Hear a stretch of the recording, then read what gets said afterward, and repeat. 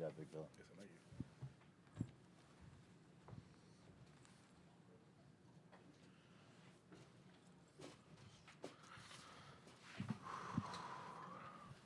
job, big guy.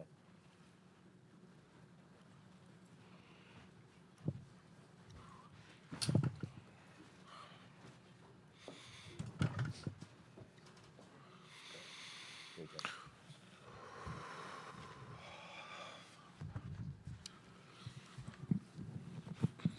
The Auburn locker room is open. We're joined at this time by head coach Bruce Pearl and student athletes Janai Broom, Dylan Cardwell, and Denver Jones. We'll ask Coach to open things up with a statement. Then we'll take questions first for the student athletes. Coach. We'll start off by congratulating Flora on their victory and wish them luck in the championship game. I'm really proud of my team. These guys made history. They're the best basketball team in the history of Auburn basketball. They gave us a ride that won't ever be forgotten. And they did so many great things both on and off the court that I'm extremely proud of. Played beautiful basketball in the first half.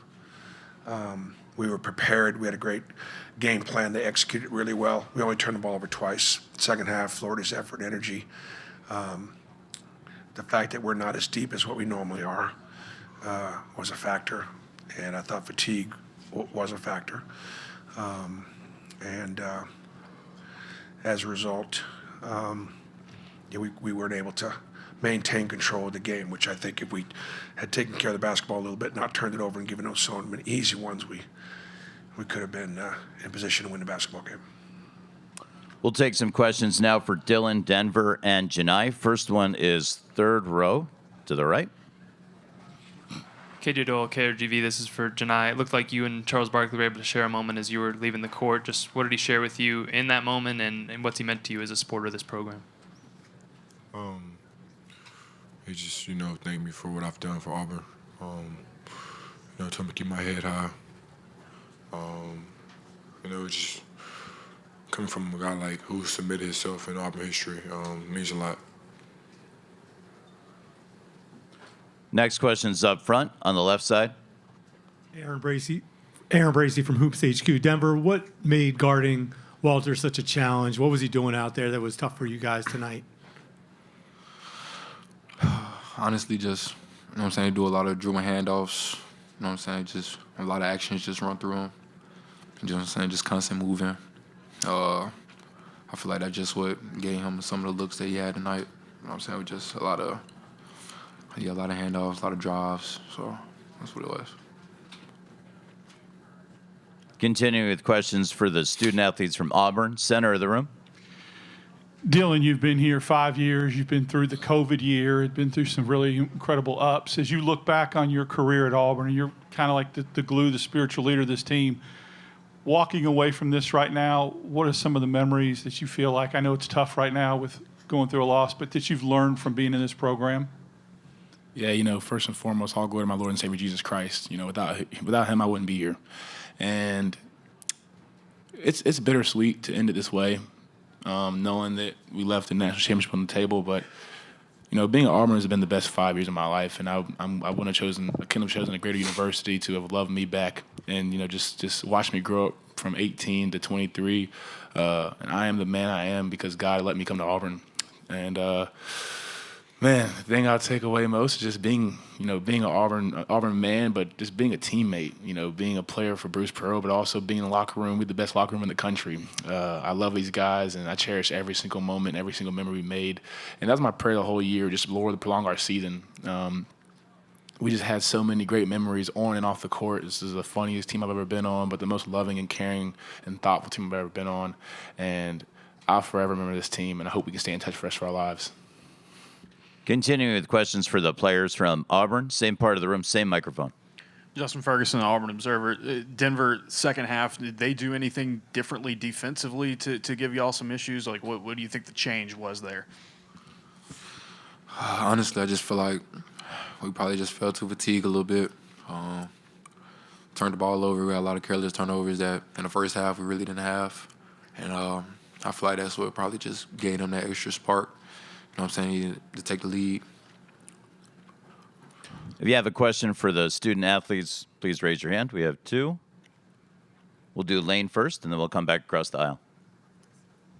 Lane Higgins from the Wall Street Journal. Janai, this is for you. I know coming into this game, you said that your ankle felt totally fine. In the second half, it looked like it was kind of getting to you a bit, and you were limping a bit. Can you kind of walk us through, what you were playing through and kind of, the heart that took to push through that? My ankle was fine. Across the aisle with another question. Jim Vertuno of the Associated Press for Janai. I'd ask you the same question about the elbow. That was a question coming in. It looked at times like maybe it was bothering you, but you seem to still be able to do just about everything. Also, second part is, what did they do defensively to deny you shots in the second half? I mean, my elbow felt fine going into the game. Obviously, here and there it would bother me a little bit, but, nothing that I couldn't play with.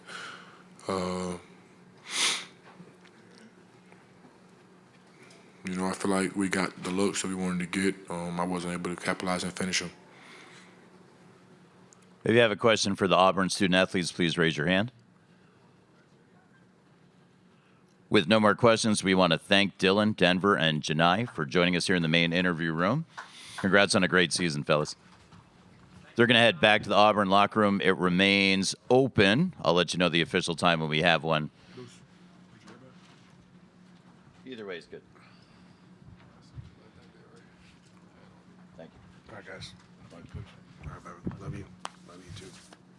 Thank you. First question for Coach Pearl. We're going up front to the right. Coach, you guys had a hell of a run here to the Final Four. Michael Gittins, World War. You said fatigue was a factor for your team coming in. Just the grind of the NCAA tournament, or was it anything in the routine that stood out? We got down to 7 guys, and that's not enough. We just did not have enough help off the bench. And, I think to take a little heat off of Janai, we scored great in the first half with our 2-point baskets. We went through him. And he did great, and I don't know whether we got away from it a little bit, but we only had a handful of 2-point baskets in the second half. So I'll give Florida credit defensively for stepping up, but I just think that, passing and catching and fighting for your real estate, getting your spots, not letting them push you out of position, I think that's why we didn't execute. In the center of the room, Coach. Coach Daryl Dapprich with Auburn Daily. Clayton Jr. is a phenomenal player. He hit some shots that were contested, falling back, some threes that you guys got out on him defensively. But there were some times he got to the rim real easy and really got to the with layups. Talk about the defensive maybe breakdowns on that and what happened that allowed him to get to the rim so easy. Well, he's a great player, and he can go both ways. He can make tough shots. About the only thing that, I probably should have done more would be trap the ball out of his hands a little bit. Believe it or not, that was part of our game plan, but we just didn't execute it. Like just sort of, I guess sort of you say all things are kind of equal, and Clayton was the difference. He was just flat out the difference because we couldn't contain him down that end. But again, I take responsibility for 12 turnovers in the second half. It's just impossible to either explain or to think that you can win, turn the ball over a little bit. We got a little out of sorts offensively, and guys just did not execute offensively what our game plan was like they did in the first half. Coach, center in the second row. Adi Joseph, CBS Sports. You mentioned the depth when you did your opening statement that Florida has. Obviously, Janai got what he wanted in the first half. Did you kind of anticipate their depth and their size and their defensive acumen coming into play in the second half? Did you expect a different sort of look from Florida? Yeah, we knew they'd come out aggressively, but I was hoping that our starters would be able to withstand. I did not call timeout in the first 4 minutes. I was trying to get to the TV timeout. We got to it. Obviously those starters, my top 5 players, all seniors. And, I just think that, again, we came out offensively and we didn't run some of the things that we had talked about running the way we talked about running them. And so just 12 turnovers, bad execution, bad decision making, bad passing, catching. Took a lot of shots that we did not want to take. To the right of the aisle, in the 4th row. Justin Ferguson, Auburn Observer. Bruce, I was going to ask you about the shot selection. It felt like you guys had some good looks that didn't go down. Did you feel like that kind of faded in the second half and y'all took tougher looks? Or how'd you feel about the shot selection? We just did not execute offensively in the second half. We just didn't. I give Florida credit for their defense, but there were certain things, certain reads, certain looks that we made in the first half and chose to not make them in the second half. Coach up front to the right. Michael Giddens, War Report, Auburn. Coach, can you talk a little bit about Miles Kelly? He had kind of a tough run through the last few games, especially from 3. He's such a great shooter, but it seemed like he was unable to find a rhythm here in the last few games for you. Well, I mean, they did a great job of extending his catches, and they recognize what a dangerous shooter, Miles is. And not banging down some of those shots. He got a couple in the first half, and again, felt like we had a really nice. We scored 48 points in the first half, right? 46. We just had a great rhythm, and we got everything we wanted, but we had to work for it. And I just thought we stopped working offensively the way they're coached. Final question for Coach Pearl, all the way in the back on the right side. Bruce, Joe Goodman, AL.com. What do you say to Tahad after tonight's game? Well, I haven't talked to him yet. He's been sensational all season long. And I know that, he's going to be disappointed because he wasn't elite tonight like he always has, like he's always been. Give, again, Florida credit. There's real size in their backcourt and real size in their front court, and